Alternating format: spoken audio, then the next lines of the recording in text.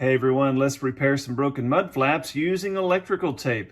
Most of you around here have a roll of this tape somewhere in your house in a toolbox or something like that, a junk drawer.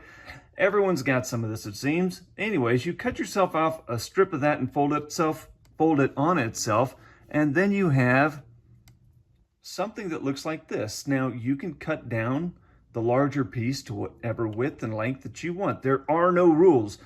You decide how wide do you want them and how long do you want them, and then you use your favorite glue and glue them on. That's all there is to it. It's a quick, easy fix with stuff you have right at your house. So while we're here, let's just do that. All right, so I'm going to take just a little bit of this glue right here. I'm going to go right on the back inside of that surface, just so I have a little bit more to glue to. Use a little Instaset there to make it happy. And voila, that one is on. We'll do it again on the driver's side. We'll try to get that about the same height as the other one. And don't forget, if you need to, you can always trim it up after it's on if you don't like the way it's sitting on your model. There. And just like that, guess what?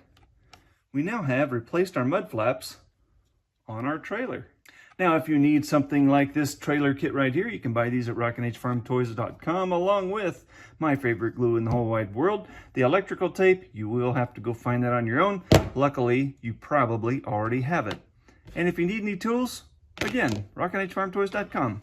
Thanks for watching. Go make something awesome.